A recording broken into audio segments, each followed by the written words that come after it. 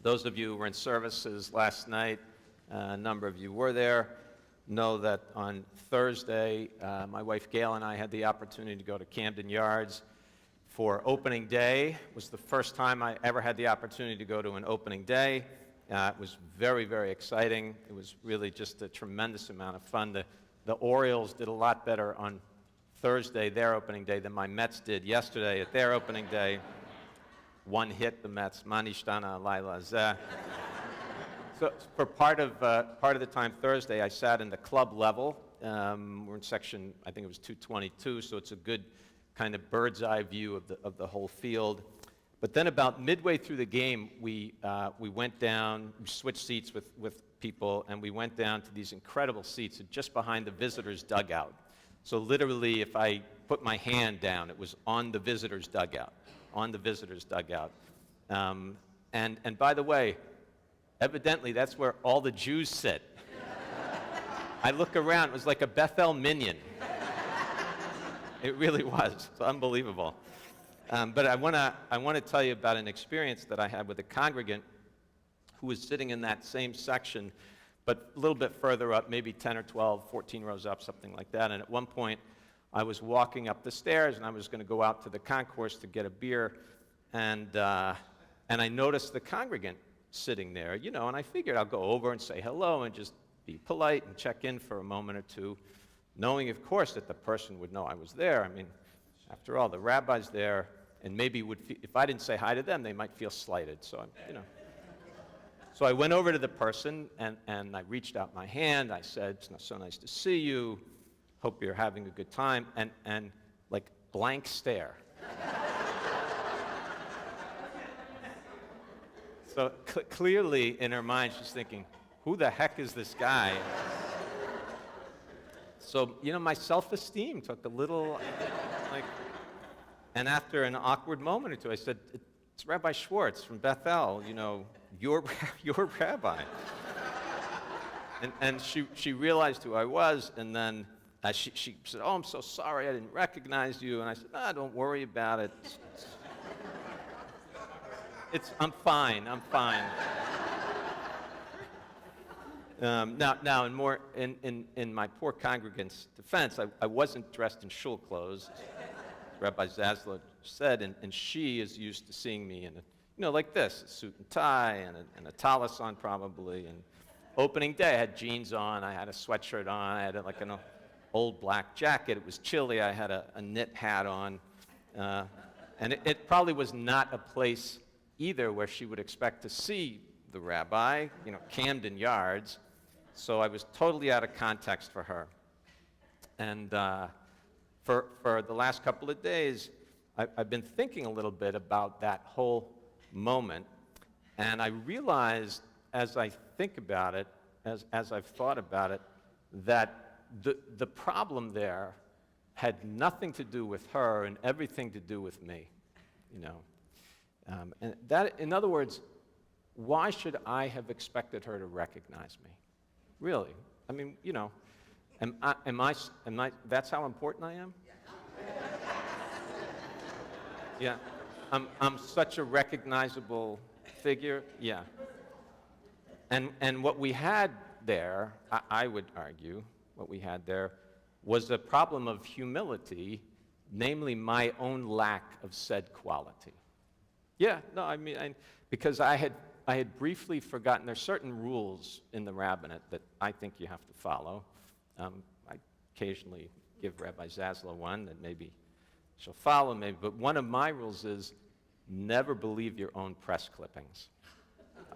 I mean that, so maybe it's propitious that just after that experience, we're reading this morning's Torah portion. Tzav is the name of the Torah portion, because there is, I think, a great humility lesson in this morning's portion that I'll try to always kind of keep in my mind, certainly in the next months. I'll get to the Torah portion in a second. I want to tell you a story first before the Torah portion.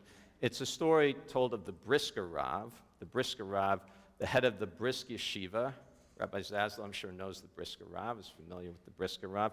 So he came from the Soloveitchik family. He was from the Soloveitchik family, the famous rabbinical family. He lived in the first half of the 20th century. I think he died in 59 or 60. He was born in the late 1800s. And so the story goes, he had a student, and the student's having trouble with his wife. The student and his wife were having trouble. And one day the student arrives at the Rav's home, and the Rav can see he's troubled, and the Rav invites him in, and he pours him a cup of coffee, and he says, "What's wrong?" And the student says, "My wife is really giving me a hard time." Well, my wife wants me to take out the garbage in the morning, and I refuse to take out the garbage. I mean, I'm a Ben Torah.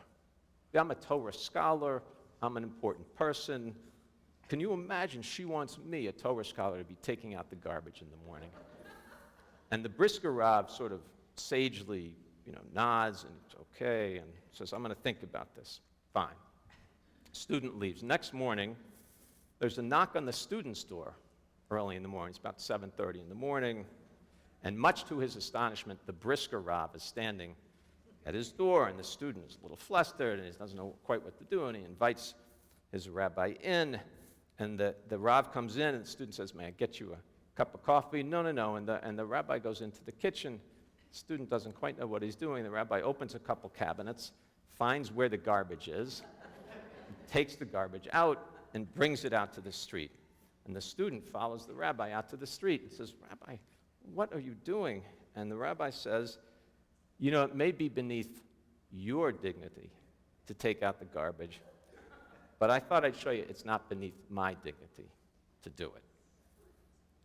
I don't know what the student's wife said after that. That's not recorded in the story. That's not in the story. We can only imagine that. But the story does reflect a small detail right at the beginning of this morning's Torah portion. It's a curious detail. It's about the priests in ancient times. Of course, we're in the book of Leviticus, so pretty much everything is about the priests. And the priests, if you think about it, were the most important people in ancient Israel, for sure. I mean, for sure. It wasn't even close. They were the religious authorities. They were the sources of wisdom. And this morning's Torah portion, again, is towards the beginning, and it relates their day-to-day duties in terms of the temple service, like what they had to do when they arrived to work in the morning. You can think of it like that. And, you imagine the priest coming into the temple to do the worship service for the day, and this is a great moment. I mean, there's all kinds of important stuff going on, and the priest knows that he's there to do the work for God's people, and offering the sacrifice and making judgments about what's pure and what's impure, and even taking care of health issues for people, helping people recover from illness. So all that being said, the very first thing the priest had to do when he arrived in the morning was take off his fancy clothes. Go read it. Take off the fancy clothes, put his schlepper clothes on, like old jeans and a sweatshirt, if you will. And then he had to clean out the ashes, the schmutz, from the altar where the previous day's sacrifices had been offered. And then had to gather up all the schmutz, the ashes, and take them outside. So literally, the ancient priests of Israel started their days by taking out the garbage. Literally, that's true. Literally, that's true. And that image is a very helpful reminder, I think, to me, about the importance of humility, even when, and maybe particularly when, you find yourself in a position of leadership in the Jewish community. Now, of course, in today's world, that's a good lesson to remember. Anyone can benefit from that lesson. Certainly our politicians, by the way, so entrenched in their own views these days and so convinced of their own wisdom and that they know better than anyone else.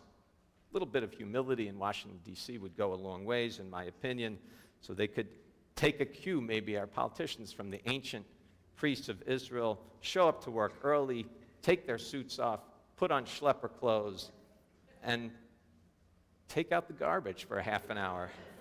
Lord knows there's plenty of it in Washington, D.C. But I'm guessing, the list could go on and on and on. I mean, we can all think of someone we know, whether ourselves or someone else, who could use a good dose of of humility. And the question is, where does it come from? You know, where do you find that sense of humility? For me, my experience, faith can be a wonderful, wonderful source of humility.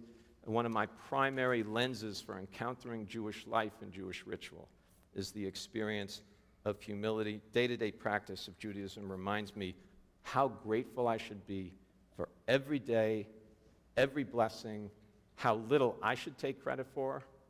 I mean, honestly, and how lucky I am. So that experience in Camden Yards, you know, in a funny way, reminded me of all those same things. So go down to see the O's if you get a chance. Go down to see the O's. It's great, you know. It should be a great year for the O's. If you don't get a chance, or even if you do get a chance, come into shul. Come into shul. People come here looking for a lot of different things, I think. But if you're looking for a little bit of humility against something I think we all need at times, this is a good place to find it. It really is. You know, remember that old hotel commercial? We will keep the lights on for you. Shabbat shalom.